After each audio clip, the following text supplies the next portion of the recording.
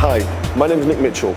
I'm the owner of Ultimate Performance Personal Training here in London. Today we're going to talk about how to build muscle. We're going to look at various different topics and cover everything that we can to help get you the muscle mass, the muscle development that you want, and to give you all the little tricks of the trade that help make this personal training business here the best in the business. Okay, today we're going to talk about how to treat pulled muscles. Now, if you feel that you've pulled a muscle, you've got to sort of identify the severity of that pull. If you can still move it and the muscle is moving around the joint okay and everything, then perhaps you can self-diagnose and self-treat. But if it's something that's quite severe, if it's something that's causing you a lot of joint pain or something like that, you must go seek medical advice. So that's the first thing that I will tell you. But I mean, in terms of treating a pulled muscle generally, whether you seek medical advice or not, the first things that you need to do is you need to follow this. There's an acronym. You need to follow, it's called RICE. It's been around with us forever. RICE stands for RICE, rest, ice, compression, elevation. So as soon as you pull the muscle, you must rest it. You don't carry on training. You know, I'm a big proponent of no pain, no gain.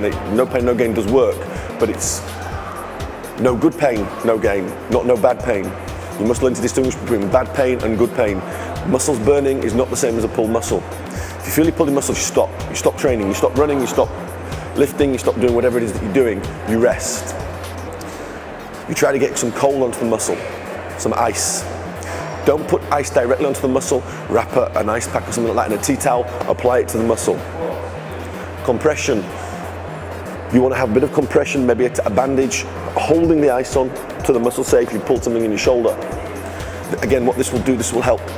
The cold will help basically the blood flow deep into the muscle tissue to take away any inflammation and things like that. And take away the inflammation accelerates the healing process.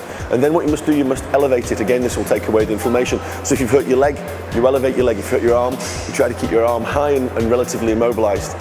All of these things will speed up the healing process and prevent the inflammation that can ultimately lead to the buildup of adhesions within the muscle, that can ultimately lead to tightness of the muscle, that can then cause a reoccurrence to a greater severity of the original pulled muscle. So these are the things that you must do. Pull a muscle, RICE, RICE, rest, ice, compression, elevation. It's been with us for ages, it's been with us ages because it works, and it works very, very well indeed.